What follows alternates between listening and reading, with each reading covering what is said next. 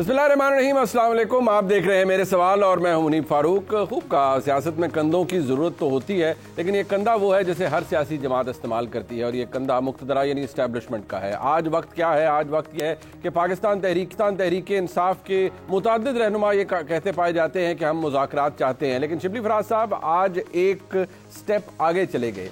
उनकी बात में वजन है, लेकिन अगर हम बात वहां से शुरू करें जहां शहरियार आफरीदी साहब ने छोड़ी कि हम मुज़ाकरात करेंगे लेकिन इस हुकूमत से नहीं, इनके पास तो मैंडेट ही नहीं, ना इनकी कोई हैसियत है। वहां से मुज़ाकरात होंगे और इंशाल्लाह बहुत जल्द होंगे। उम्मीद पर दुनिया कायम है। मेरे ख्याल में यही वो नारा है जिसके साथ हमारे पाकिस्तान तहरीक इंसाफ के दोस्त चल रहे हैं। ये बात अपनी जगह मौजूद है कि पाकिस्तान तहरीक इंसाफ की जानिब से जो सेंट्रल क़यादत इस वक्त बाहर है, यानी जेल के अंदर नहीं जो बाहर है, वो ये कहते हैं कि क्योंकि ताकत का महवर ही एस्टेब्लिशमेंट है। तो ये बात अपनी जगह मौजूद है कि आज शिबली फराज साहब जब इस बात की वजाहत करते हैं तो वो एक कदम आगे चले जाते हैं। वो बात मुबहम नहीं रहने देते, बल्कि वो ये कहते हैं कि बात तय हो जाए कि किस तरीके से मुज़ाकरात हो, उसके अंदर डिस्कशन क्या हो। और उन्होंने सियासी जमातें और हुकूमत इनमें भी शायद फ़र्क क्रिएट कर दिया है। वो क्या फरमा रहे हैं, सुनिए। जो भी स्टेक होल्डर्स हैं, और देखिए एस्टैब्लिशमेंट भी एक रियलिटी है और पाकिस्तान तहरीक इंसाफ भी एक बहुत बड़ी रियलिटी है। तो जो भी इसमें पॉलिटिकल पार्टीज भी शामिल हैं कि ये सारे मिलकर तय करें कि जी हमने किन बुनियादों पे ये मुज़ाकरात करने, किन बुनियादों पर मुज़ाकरात होंगे। लेकिन जो बयान सेनेटर तलाल चौधरी साहब की जानिब से आया है उसकी अहमियत इसलिए ज़्यादा है कि वो बयान एक पावर एग्जीक्यूट कर रहा है, एक कमांड एग्जीक्यूट कर रहा है कि अगर मुज़ाकरात होंगे तो हुकूमत की मर्जी से ही होंगे। कोई इदारा, कोई शख्स हुकूमत को कॉन्फिडेंस में लिए बगैर ये मुज़ाकरात नहीं कर सकता। जब हुकूमत फैसला करेगी, वैसे हुकूमत फैसला करेगी या हुकूमत के फैसले कोई और करता है, ये भी एक कन्फ्यूजन है जो हमारे मुल्क में मौजूद रहता है। इससे पहले कि मैं अपने मेहमानों का तारुफ करवाऊँ, ये बात आपको याद दिलाने के लिए बता दूं कि जब एक ज़माने में मोहम्मद ज़ुबैर साहब, उस वक्त आर्मी चीफ जनरल बाजवा साहब होते थे, DGI जनरल फैज़ हमीद साहब होते थे, तो जब मोहम्मद ज़ुबैर साहब उनसे मिलने गए तो उसके बाद पूरी PTI ने यह कहा कि ये NRO मांगने गए थे फ़ौज की क़यादत से। आज पाकिस्तान तहरीक इंसाफ क्या NRO मांगने ही जा रही है? लेकिन उस वक्त तहरीक इंसाफ का क्या मौक़िफ़ था, वो लाइन में आपको पता लग जाएगा। क्या है, जरा सुनिए। इन बाप बेटी ने और इनकी पार्टी ने पाकिस्तान के दोनों इदारों को बारहा सियासत के अंदर घसीटा, पाकिस्तान के इदारों को मुतनाज़ा बनाया। ये कैसी जमहूरी पार्टीज हैं? क्यों भाग के जाते हैं इदारों के पास? आइए पार्लियामान में सॉल्व कीजिए। अपने मेहमानों का तारुफ करवाते हैं। जनाब जावेद चौधरी साहब किसी तारुफ के मोहताज नहीं, मुल्क के सीनियर साफ़ी हमारे साथ मौजूद हैं। बहुत शुक्रिया चौधरी साहब आपका। जनाब इफ्तिखार अहमद साहब हमारे उस्ताद हैं, लाहौर स्टूडियोज़ में मौजूद हैं, बहुत बड़े उस्ताद हैं और हम उनसे बहुत कुछ सीखते हैं, उनसे थोड़ी शरारतें भी कर लेते हैं। इफ्तिखार साहब आपका बहुत शुक्रिया। और गरीदा फारूकी साहब हमारे साथ मौजूद हैं, सीनियर सहाफ़ी हैं, किसी तारुफ के मोहताज नहीं है, अपना बेलाग तबसरा करती हैं। बहुत शुक्रिया गरीदा आपका भी। अगर इफ्तिखार साहब, क्योंकि इधर जावेद चौधरी साहब दूर है, अगर इख्तिसार से मैं ज़रा उनसे शुरू कर पाऊँ प्लीज़। वो ज़रा दूर है ना हमसे, इतना दूर भी नहीं है, हमारे दिलों के अंदर रहते हैं। दिलों के अंदर रहते हैं। वैसे पढ़ते पढ़ते जवान हुए हैं। अच्छा, आप पढ़ते पढ़ते जवान हुए हैं, बस ठीक है फिर तो। चौधरी साहब अल्लाह ताला खैर रखे, आपको भी मुबारक हो कि आपने इतनी तवी उम्र पाई है। अल्लाह ताला मजीद आपकी उम्र दराज फरमाए।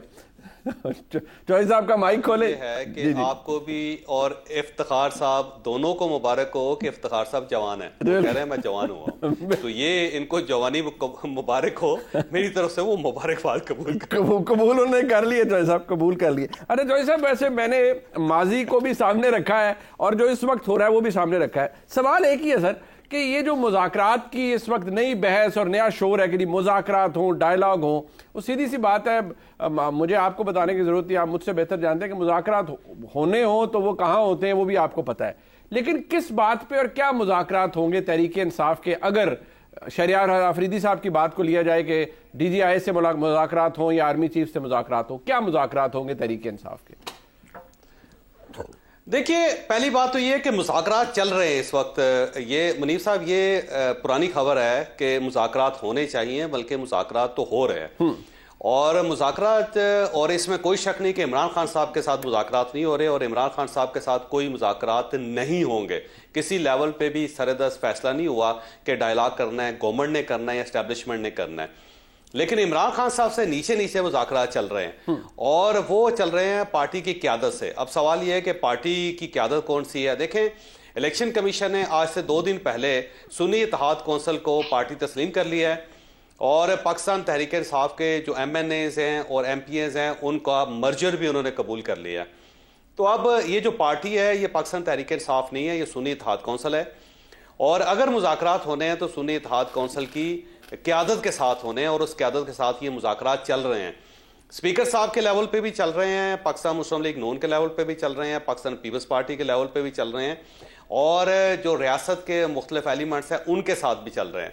تو عمران خان صاحب سے نیچے نیچے یہ دونوں سطحوں پہ مذاکرات چل رہے ہیں، اور آنے والے دنوں میں اس کے اندر بڑا اضافہ ہوگا.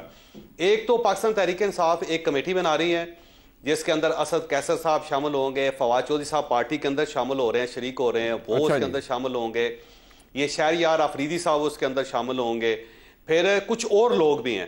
اور یہ لوگ سب سے پہلے پاکستان پیپلز پارٹی کے ساتھ مذاکرات شروع کریں گے، اور پاکستان پیپلز پارٹی بھی ولنگ ہے کہ ہمیں یہ معاملات کو طے کرنے چاہیے. تو ان کے درمیان باقاعدہ ایک مذاکرات کا سلسلہ سٹارٹ ہوگا.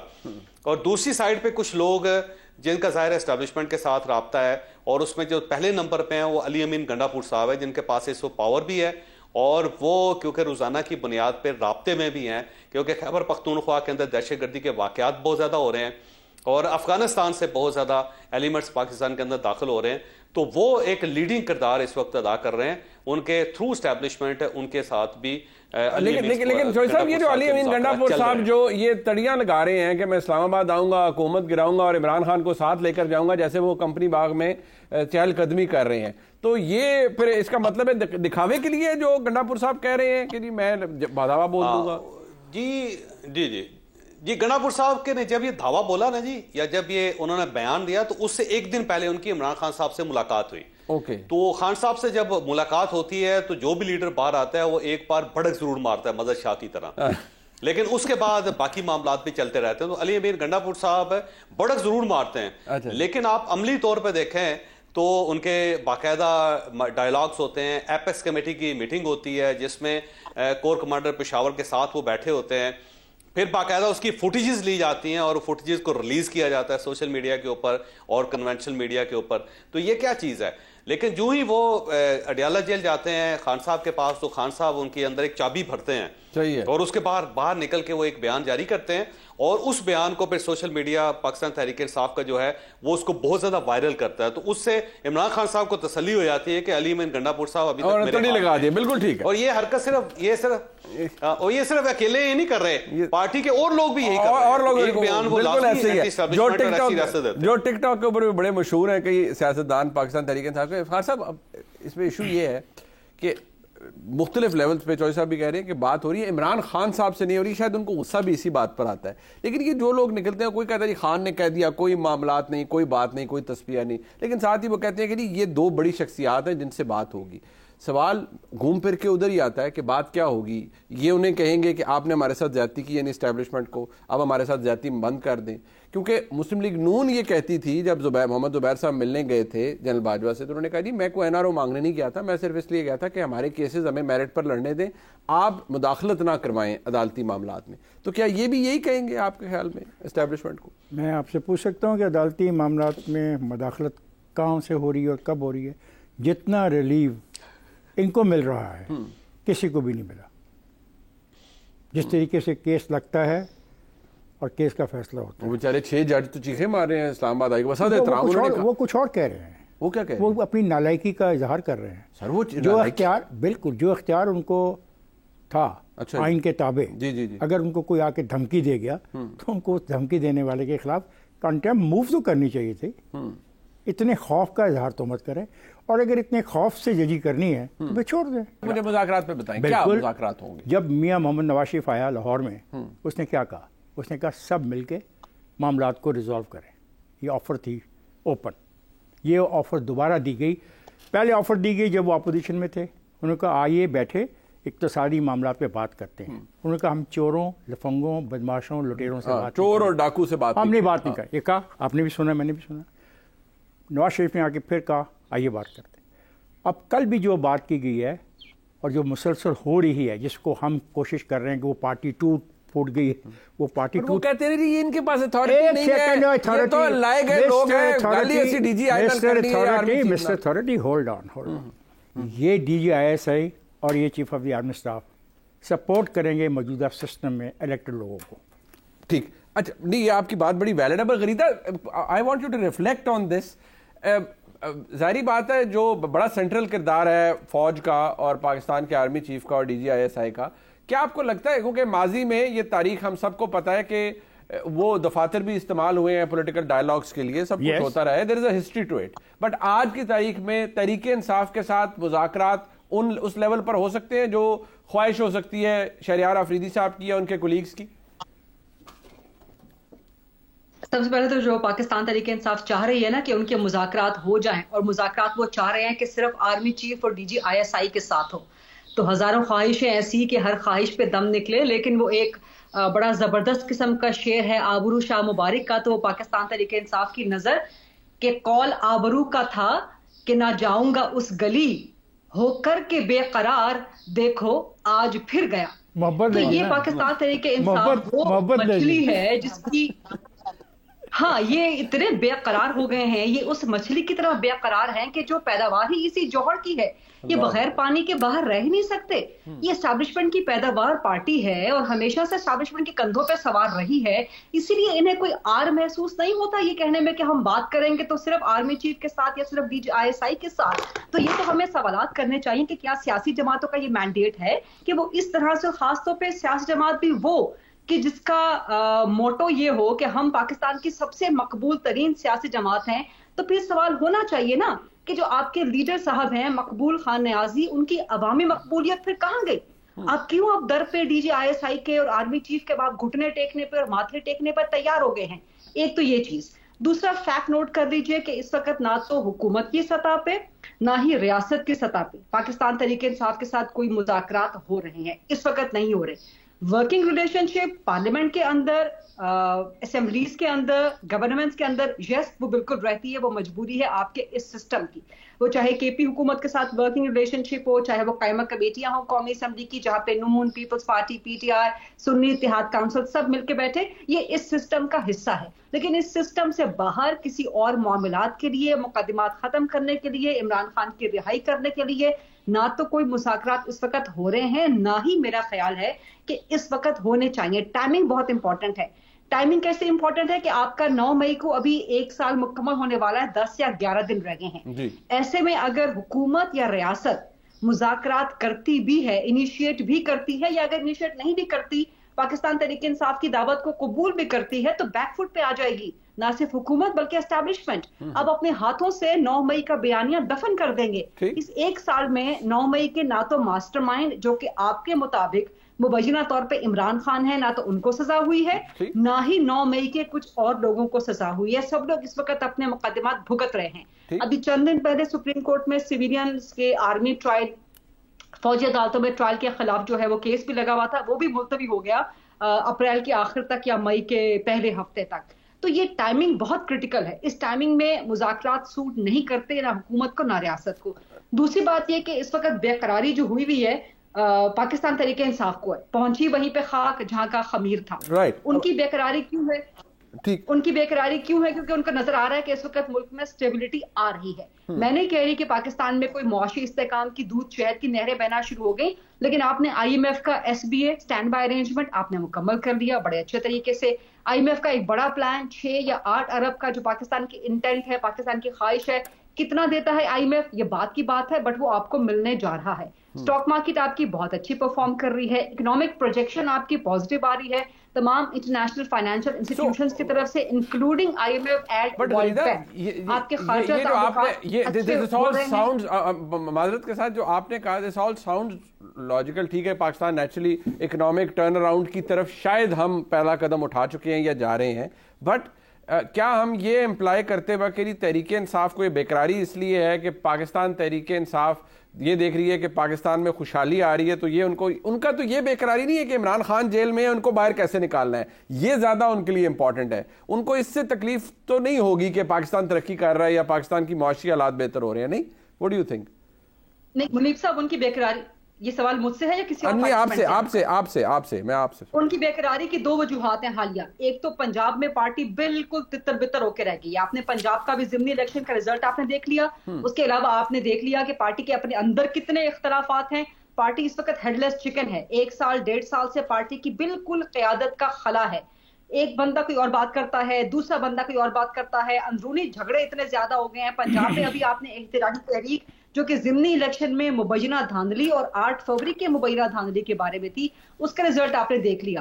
عمران خان کی ایبسنس کا نقصان ہی نقصان. آپ کو لگتا ہے ڈیسپریٹ موو ہے, they are desperate now, they want Imran Khan out, اور وہ یہ ان کی بےقراری بھی اس لیے کہ ہم سے فوری طور پر بات کی جائے. ایک پروگرام میں بریک شامل کرتے ہیں, واپس آئیں گے اور بریک کے بعد بھی گفتگو ہوگی. اور پروگرام کے آخری سیگمنٹ میں جو اس وقت ایک شور برپا ہے کہ سولر پاور کے استعمال کے اوپر کوئی فکس ٹیکس لگایا جا رہا ہے, ایکچولی ہو کیا رہا ہے, حکومت کی اگر نااہلی ہے تو وہ کس جگہ پر ہے, پاور ڈویژن کا کیا کہنا ہے, اور وفاقی وزیر برائے پاور ڈویژن ان کا کیا کہنا ہے, وہ ایکسکلوسیولی ہم آپ کو اس پروگرام کے آخری حصے کے اندر دکھائیں گے. ہمارے ساتھ رہیے. خوش آمدید کہتے ہیں. اب چوئی صاحب, یہ اگر ہم یہ کہیں کہ تحریک انصاف کا جو اس وقت ڈیسپریشن ہے, اس کی وجہ یہ ہے کہ وہ ظاہری بات ہے ان کو پارٹی کے مسائل بھی ہیں, سیاست سے بھی شاید ریلیونٹ ہو رہے ہیں, اس لیے ان کو یہ بھی جلدی ہے. ویسے جلدی تو کسی بھی حکومت کو ہوتی ہے یا کسی بھی سیاسی جماعت کو معذرت چاہتا ہوں ہوتی ہے اگر وہ اسٹیبلشمنٹ کے رانگ سائڈ پر ہوں. لیکن یہ طلال چودھری صاحب کا یہ کہنا کہ اگر مذاکرات ہوں گے تو پھر حکومت کہے گی تبھی مذاکرات ہوں گے تحریک انصاف سے, یعنی کوئی فرد کرے گا, کوئی ادارہ کرے گا, کوئی شخصیت کرے گی تو حکومت کی مرضی سے ہوں گے. نہیں, میرا نہیں خیال کہ ایسا ممکن ہے, کیونکہ ریاست کے ساتھ تو مذاکرات چلتے رہتے ہیں. محمد زبیر صاحب کی آپ نے مثال دی. محمد زبیر صاحب کی کئی بار ملاقاتیں ہوئی تھی جنرل فیض حمید صاحب سے اور جنرل باجوہ صاحب سے, اور جب میں نے اس اسٹوری پہ کام کرنا شروع کیا تھا آج سے تقریباً 2 سال پہلے, تو اس وقت بہت سارے نوٹس میں نے لیے تھے بہت ساری میٹنگز کے حوالے سے. اس میں تو ظاہر ہے اگر وہ زبیر صاحب ملتے رہے ہیں تو گورنمنٹ سے پرمیشن تو نہیں لی تھی, نہ جنرل باجوہ صاحب نے لی, نہ جنرل فیض حمید صاحب نے لی, نہ زبیر صاحب نے باقاعدہ گورنمنٹ سے, اس وقت عمران خان کی گورنمنٹ تھی, تو وہ بس ملاقاتیں ہوتی رہیں. اس میں بلکہ ایک بڑا دلچسپ ٹرن یہ بھی آیا تھا کہ زبیر صاحب نے کو اپنی بات شروع کر دی تھی, اور اس میں انہوں نے کو مریم نواز صاحبہ سے ریلیٹڈ کو نامناسب باتیں بھی کی تھیں جناب باجوہ صاحب سے میٹنگ کے دوران, اور وہ ریکارڈنگ ہو رہی تھی باقاعدہ. اور بعد میں جناب فیض حمید صاحب نے وہ ریکارڈنگ میاں نواز شریف صاحب کو بھجواتی تھی, جس کے بعد میاں نواز شریف صاحب نے دروازے بند کر دیے تھے ان کے لیے. اس کے بعد زبیر صاحب آج تک پھر مریم نواز صاحبہ اور میاں نواز شریف صاحب سے ملاقات نہیں کر سکے. تو اتنی زیادہ ملاقاتیں اس وقت ہوتی رہتی تھی. اور پھر تو بعد میں ظاہر آپ پہ ٹویٹ بھی آئی تھی, آپ کو پتا ہوگا, کہ جس میں یہ ڈکلیئر کیا گیا تھا کہ زبیر صاحب کے ساتھ 2 ملاقاتیں ہوئی اس موضوع پہ. اور اس میں کوئی شک نہیں کہ وہ مریم نواز صاحبہ کے لیے لابنگ کر رہے تھے اور میاں نواز شریف صاحب کے لیے بھی کر رہے تھے. تو یہ ملاقاتیں تو ہوتی رہتی ہیں. اور اس وقت بھی پاکستان تحریک انصاف اور اسٹیبلشمنٹ اور گورنمنٹ کے درمیان بہت سارے لوگ ہیں جن کے اپنے ذاتی ریلیشنز ہیں, اور ذاتی ریلیشنز میں ذاتی کیپیسٹی میں بہت سارے لوگ مل رہے ہیں. کئی ایسے ریٹائرڈ آفیسرز ہیں جن کا ٹلٹ ہے عمران خان صاحب کی طرف, اور دوسری طرف بھی بڑا احترام کی نظر سے دیکھے جاتے ہیں, تو وہ بھی بات کر رہے ہیں. تو باتیں کرنے میں تو کوئی حرج نہیں ہوتا. بٹ کیا عمران خان صاحب کی رہائی ممکن ہے؟ کیا عمران خان صاحب کی رہائی چوئی صاحب ممکن ہے اس سارے پروسیس میں, ان باتوں کے نتیجے میں؟ سرحدس ممکن ہے نہیں, سرحدس ممکن نہیں ہے. سرحدس ممکن نہیں ہے. صرف اس شکل میں رہائی ہو سکتی ہے کہ وہ گارنٹی دیں کہ باہر نکل کے وہ سڑکوں کے اوپر افراتفری نہیں ملائیں گے. وہ بے شک یہاں پہ جلسے کریں, جلوس کریں, اپنی سیاست کریں, لیکن سڑکیں گرم نہیں ہوں گی. تو جب تک عمران خان صاحب یہ نہیں وہ وعدہ کرتے, اس سے پہلے میرا نہیں خیال کہ کوئی رہائی ممکن ہے. کیونکہ اگر وہ آ جاتے ہیں اور دوبارہ فیض آباد میں بیٹھ جاتے ہیں, ریڈ زون میں بیٹھ جاتے ہیں, لاہور کو چوک کر دیتے ہیں, تو یہ جو ایک اکنامک سٹیبلٹی آئی ہے پاکستان کے اندر کہ ہماری اسٹاک ایکسچینج 72,000 پوائنٹس پہ چلی گئی ہے, باہر سے انویسٹمنٹس آ رہی ہیں, IMF کے ساتھ پاکستان کے ایگریمنٹس ہو رہے ہیں, پاکستان کی جو انڈسٹری ہے وہ دوبارہ ٹیک آف کر رہی ہے, تو اس سب کو ریورس گیئر لگ جائے گا. تو وہ ریاست نہیں چاہتی کہ عمران خان صاحب باہر آ کے اس ٹائپ کی افراتفری مچا سکیں. بالکل ٹھیک ہے. اور یہ بھی ذہن میں رکھیں, جو میری ریڈنگ ہے کہ اب بشرا بی بی ہیں یا عمران خان ہیں, اگر رہائی ہوتی ہے تو کسی ایک کی ہوگی, دوسرے بطور ضمانت ریاست کے پاس ہی رہیں گے. کیونکہ اگر دوبارہ وہی صورتحال شروع ہو جاتی ہے, دوبارہ 9 مئی ہو جاتا ہے, تو آپ خود اندازہ لگائیں کہ پاکستان کہاں سٹینڈ کرے گا. فار صاحب, آپ کو لگتا ہے کہ عمران خان, وہ کہا جاتا ہے نا کہ وہ عدالتوں سے ریلیف ملے گا سب کچھ, لیکن ایک فیکٹ ہے کہ جس طرح سے سزائیں ہوئی الیکشن سے پہلے, جو ایک پروسیجر اڈاپٹ کیا گیا, وہ بھی کوئی قانونی طور پر درست جو پروسیجر اچھا نہیں تھا, اس کا بھگتان بھگت لیا اور اس کا فائدہ پی ٹی آئی کے لوگوں کو ہو گیا. اب آگے چلیں, بندہ تو اندر ہے نا, آگے چلیں نا, بندہ تو اندر ہے نا, بندہ تو کیا آپ چاہتے ہیں ہم چھوڑ دیں اس کو؟ نہیں میں نہیں چاہتا چھوڑ دیں, وہ بندہ ہو ٹریوسٹی آف جسٹس تو اسی کو کہتے ہیں نا. کچھ دیکھیں میری بات سنیں, فوجداری ٹرائلز جو ہوتے ہیں وہ اس طرح نہیں ہوتے جیسے عمران خان کے ہوئے ہیں. یہ بات ہو گیا, وہ غلطی ہو گئی, غلطی جنہوں نے کی بھگت لیا انہوں نے, باقی تو ٹرائل ابھی چلے گا. اچھا مجھے بتائیں, آپ چاہتے ہیں ٹرائل نہ چلے؟ نہیں میں ٹرائل تو مکمل ہوئے ہیں, اب تو اپیلیں ہیں نا. نہیں اپیلیں بھی نا, اچھا آپ چاہتے ہیں کہ اسی جگہ پہ ختم کر دیا جائے, نہیں کہا اس کو ہائی کورٹ میں سپریم کورٹ میں نہ جانے دیا جائے. سرکار میری میں نہیں کیا. نہیں میں ویسے جاننا چاہتا ہوں, جناب میں جاننا چاہتا ہوں. جناب والا میں نہیں کیا. میں جناب سے یہ پوچھ رہا ہوں کہ آپ کو لگتا ہے کہ کنسیڈرنگ آل دس عمران خان صاحب کی, یا آپ چوہدری صاحب سے اگری کریں گے کہ سر دست کوئی ایسی چیز نہیں ہے کہ جس سے وہ باہر آئے؟ پہلی بات یہ ہے کہ مجھے نہیں سمجھ آتی ہم عمران خان پہ اتنی ڈیبیٹ کیوں کرتے ہیں. Imran Khan is one of them. جس طرح آپ نے خود نام لیے, کچھ ڈاکٹر یاسمین راشد کا لیا, اعجاز چودھری کا نام لیا, محمود رشید کا نام لیا, اور میں نے کہا 104 افراد ہیں, تو ہم ان سب کی بات کریں نا. یہ سارے عمران خان کی وجہ سے جیتے ہیں, عمران خان ان کی وجہ سے نہیں. کیا خیال ہے کہ عمران خان جب اگر رہا ہو جائے گا تو یہ بھی رہا ہو جائیں گے؟ ایسا نہیں, یہ میں تو عمران خان صاحب کی. اچھا میں بھی وہی بات کر رہا ہوں. دیکھیں ہم ایک پرسن اسپیسیفک بات کر رہے ہیں پاکستان میں. پرسن اسپیسیفک بات اب نہیں مجھے چلتی نظر آتی. سر پرسن اسپیسیفک ہو جاتی ہے. میاں نواز شریف صاحب اندر تھے یا ان کی صاحبزادی, تو پرسن اسپیسیفک گفتگو ہوتی کیا ہوا تھی. اب عمران خان صاحب اندر ہے تو اسی حوالے سے ہوگی نا. گفتگو تو ہوگی, تو ان کو تو پروسیس سے گزرنا پڑا ہی نہیں گزرنا پڑا. کتنا عرصہ رہے وہ اس پروسیس کے اندر, میں وہی کتنا عرصہ رہے, تو اتنا عرصہ دوسروں کو بھی جانے دو. دیکھیں میں اس کی بحث نہیں کرتا, میں پرنسپلی اس بات سے اتفاق کرتا ہوں کہ پاکستان کے اندر اقتصادی صورتحال کو بہتر کرنے کے لیے تمام جو پلیئرز ہیں ان کو کسی سمجھوتے پہ آنا پڑے گا. ایک پرنسپلی اصولی بات ہے, اور اس کا اظہار پاکستان مسلم لیگ نون 2-3 مرتبہ پچھلے 2 ہفتوں میں کر چکی ہے. اب سوال ہے کہ انہوں نے, شبلی صاحب نے جو کہا کہ ان کو ٹی او آر بتائے جائیں, تو ان کو بتا دیے جائیں گے. اگر وہ ٹی او آر اور ڈیالہ نے اپروو کر دیے تو بات آگے چل جائے گی. لیکن بہت اچھا کیا speaker of the national assembly نے, اس نے جو ماحول و فضا بنائی ہے وہ بڑی پازیٹیو ہے. منیب آپ غور کریں کہ اس نے کہا نہ صرف کہ آپ لوگ اور پیپلز پارٹی اور نون لیگ, باقی جماعتوں کے جو بھی لوگ ہیں وہ کمیٹیوں کے اندر آئے. ہمارے پاس اتنی ساری کمیٹیاں ہیں, اور یہی ایک اچھی بگننگ ہے کہ کم از کم ایسی صورتحال تو پیدا کی جائے اسمبلی میں, اوے توئے کی بجائے کوئی ریزنیبل اپروچ ہو. یہ اگر ڈیولپ ہوگی تو باتیں آگے جائیں گی. باقی رہا 9 مئی, میں نہیں سمجھتا 9 مئی سے پہلے کسی قسم کا کوئی ڈائلاگ جنم لے گا. میں نہیں سمجھتا, کیونکہ اصولی طور پہ وہ ایک ایسی بات ہوئی ہے, کیونکہ 9 مئی کو مجھ جیسے لوگوں نے بھی کہا کہ زیادتی ہوئی ہے, ایسا نہیں ہونا چاہیے, اداروں پہ حملہ ہو گیا. ہم نے اس کو بہت کہا. مجھے بھی تو پھر جواب دینا پڑے گا ان لوگوں کو جنہوں نے مجھے کنونس کیا کہ 9 مئی کا واقعہ اصل میں پاکستان کی سالمیت کے اوپر ایک اٹیک تھا, اور جن اداروں پہ حملہ کیا گیا ان اداروں پہ حملہ جو ہے وہ سیاسی طور پہ نہیں کیا جانا تھا. تو پھر ان کو مجھے کنونس کرنا ہوگا, پھر ایک بڑے ڈائلاگ میں جانا ہوگا. یہ بھی بات ذہن میں رکھا جائے, یہ نہیں کہ آپ مجھے کنونس کیے بغیر ایک بڑے ڈائلاگ میں چلے جائیں.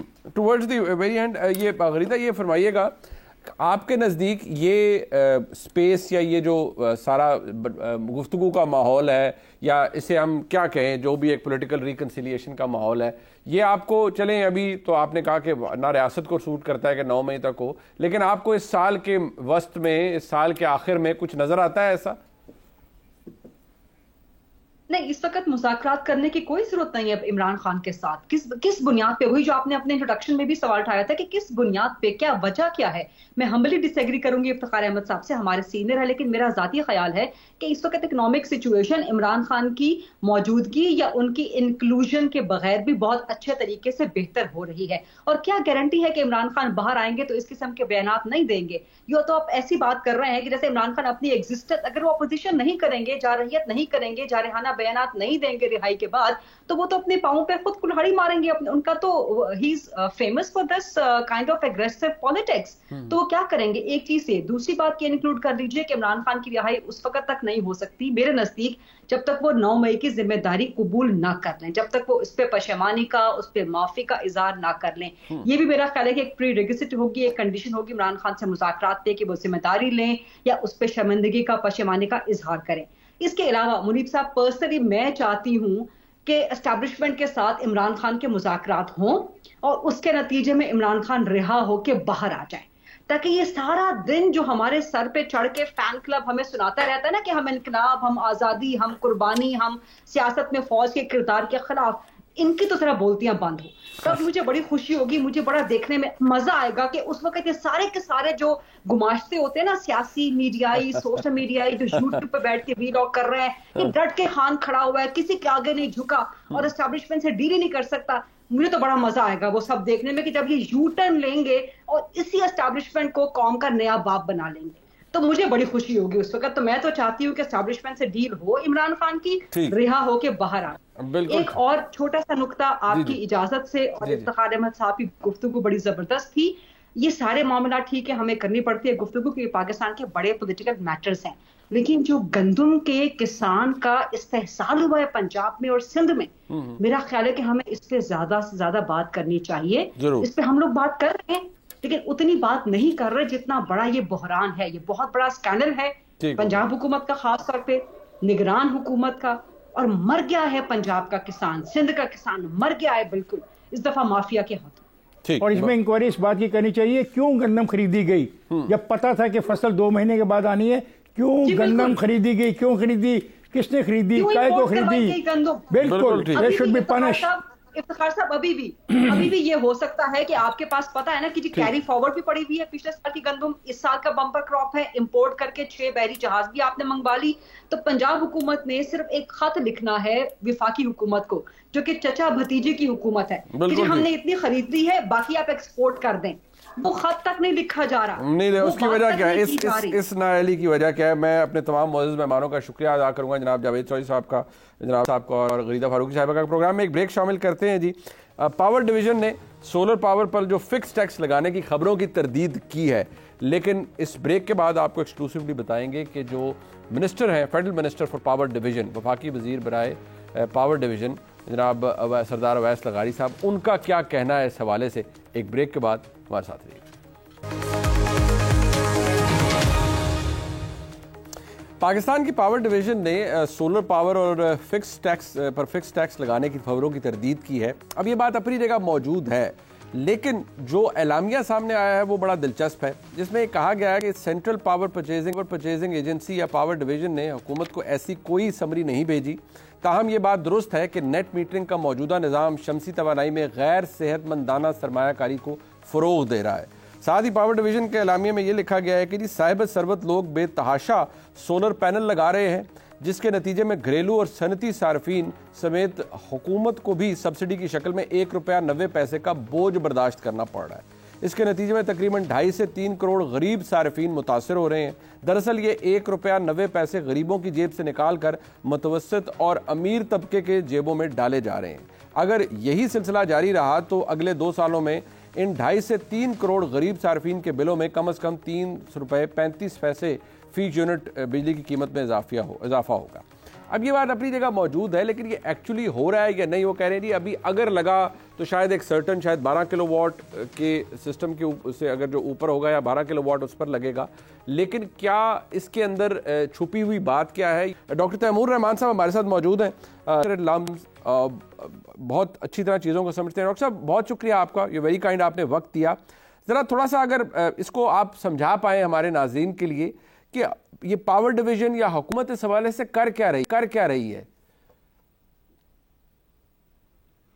سر اصل مسئلہ جو ہے وہ سارا آئی پی پیز کا ہے کہ حکومت نے جو ساورن گارنٹیز آئی پی پیز کو دی ہوئی ہیں اس کے عوض حکومت نے کیپیسٹی پیمنٹس دینی ہے آئی پی پیز کو, ریگارڈلیس وہ بجلی خریدیں یا نہ خریدیں, استعمال کریں یا نہ کریں, انہوں نے وہ کیپیسٹی پیمنٹس دینی ہے. اور اگر آپ نے دیکھا ان کیپیسٹی پیمنٹس کو تو وہ 1 ٹریلین روپیز سے بھی زیادہ اب بڑھ چکی ہیں, اور اس کا مطلب یہ کہ گورنمنٹ کے لیے وہ سسٹینیبل نہیں ہے. تو گورنمنٹ جو ہے وہ ہر ممکنہ کوشش کر رہی ہے, کبھی پیٹرول میں ٹیکسز شامل کر دیتی ہے, کبھی بجلی میں ٹیکسز شامل کر دیتی ہے.